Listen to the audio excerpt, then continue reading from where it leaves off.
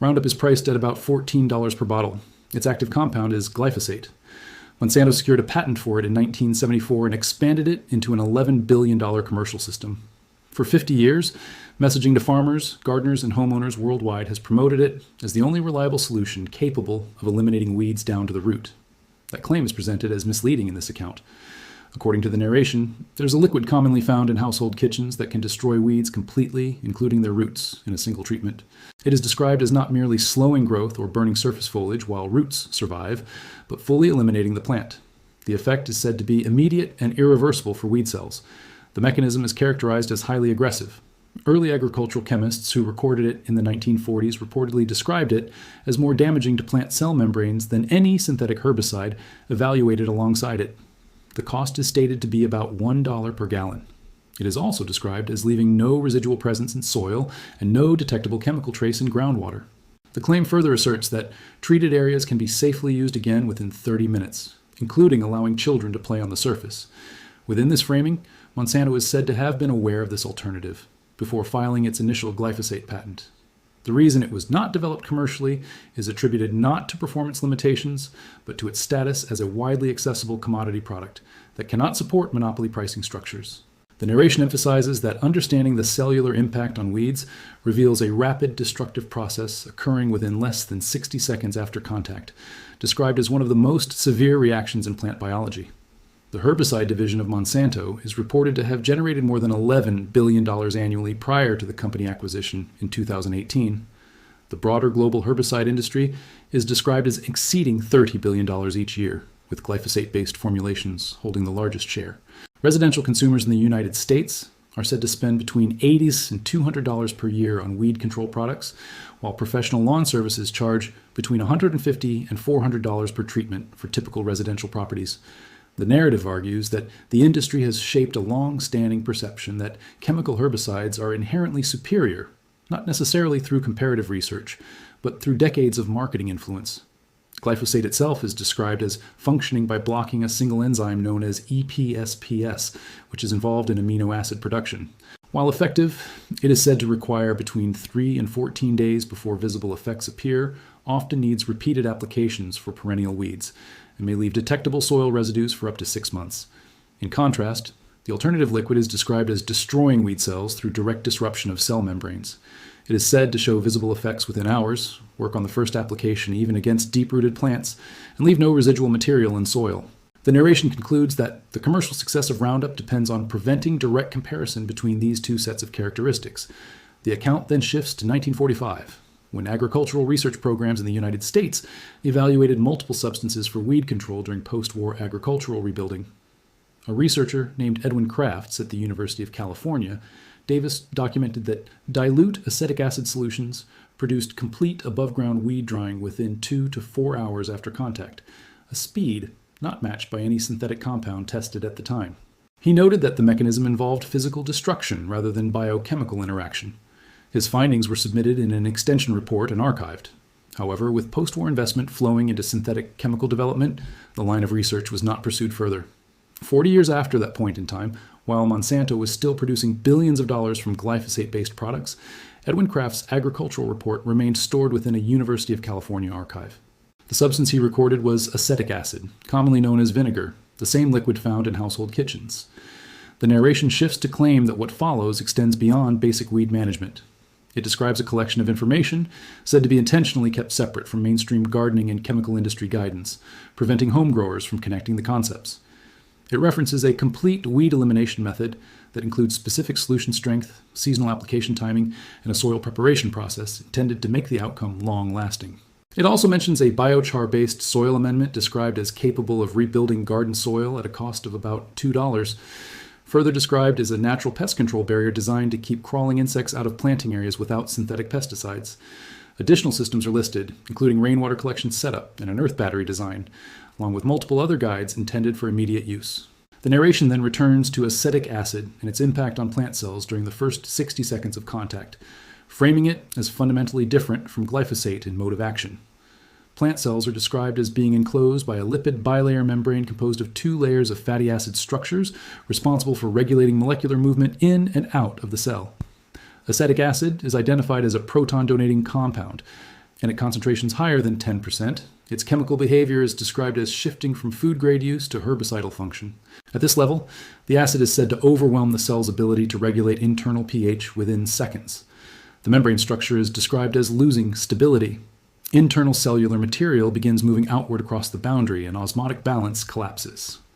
This process is stated to occur simultaneously across all exposed leaf cells. Visible effects are described as wilting and browning appearing within 30 to 60 minutes after application, compared with a delay of 7 to 14 days associated with glyphosate-based treatments.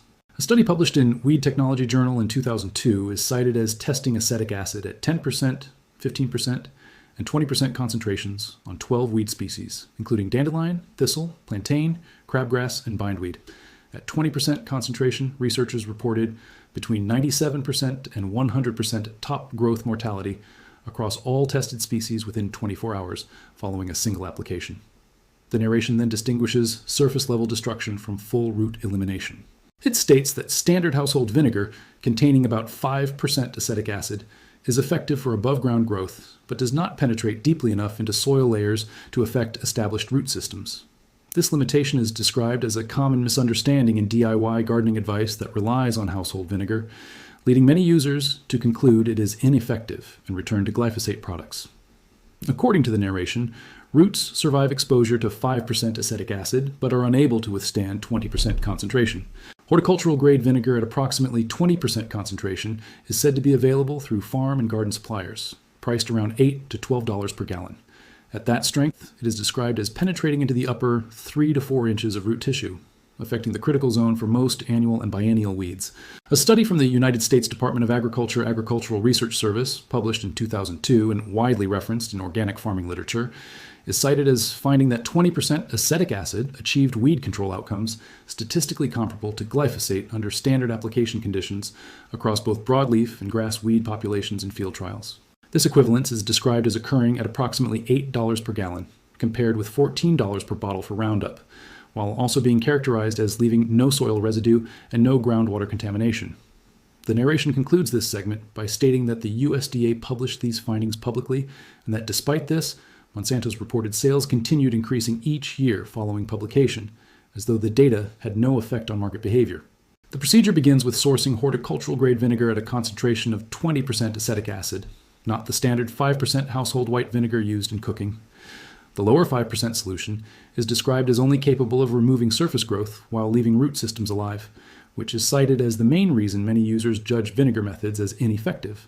The 20% horticultural form is stated to be the same concentration referenced in USDA testing, and the only level considered sufficient for reaching the root zone in established weeds. The narration also notes that the specific product selection matters, along with the sprayer and protective gloves used during handling, since purity in formulation without added surfactants or pH-altering agents are described as essential for maintaining effectiveness. Next, 2 tablespoons of dish soap are added per gallon of the 20% vinegar and mixed gently.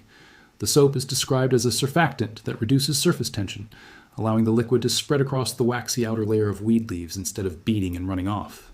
Without this step, contact coverage is said to drop significantly, especially on grasses and wax-coated species. This missing step is presented as the difference between lower success rates and near complete elimination on first application. The application conditions are then defined. Treatment should be carried out on a dry, sunny day, with no rain expected for at least 48 hours, and wind speeds under 10 miles per hour. Sunlight is described as a key factor that intensifies desiccation. Applications during cloudy weather or before rainfall are said to reduce efficiency and require repeated treatment. The ideal timing is mid-morning after dew has evaporated, but before peak afternoon, heat causes premature drying of the spray. The solution is then applied directly to weed foliage until the surface is fully wet but not dripping. Every leaf must be covered, including the undersides, where absorption is stronger due to a thinner protective layer. The mixture is described as non-selective at 20% concentration, meaning it can damage any plant it contacts. Protective barriers, such as cardboard shields, are recommended when weeds grow near desirable plants. For deep-rooted perennial species, such as dandelion, thistle, and bindweed, an additional mechanical step is introduced. Soil around the base of the plant is loosened using a garden fork to create channels for deeper solution movement. After loosening, the mixture is applied both to the foliage and directly into the exposed soil around the stem. This combined approach is presented as necessary for full removal rather than temporary surface suppression. A critical failure point is then highlighted. Using 5% household vinegar is described as the most common error, leading users to believe the method does not work and return to glyphosate-based products. The 20% concentration is framed as a chemical threshold, below which root impact does not occur and above which deeper tissue penetration becomes possible. This threshold is described as the dividing line between short-term regrowth and full elimination. After 72 hours, the treated area is inspected. Any plants not fully browned are treated again after 1 week. Once the weeds are completely dead, the remaining material is removed, and the soil is covered with 2 inches of wood chip mulch. This layer is described as blocking sunlight and preventing dormant seeds beneath the surface from germinating, allowing the area to remain clear without further chemical input. The narration concludes by asserting that this information represents knowledge separated from mainstream commercial herbicide systems for decades. It references a USDA-published study from 2002 claiming 20% acetic acid performed at levels comparable to glyphosate under field conditions. It also states that this research has been publicly available since publication, yet consumer behavior has continued unchanged. In closing, the message frames the method as an overlooked alternative and calls for viewers to pass the information along to other gardeners still relying on conventional herbicide products, positioning it as a shift away from long-standing chemical dependence. Please leave your thoughts about this content in the comments below. Thanks for watching. See you in the next one.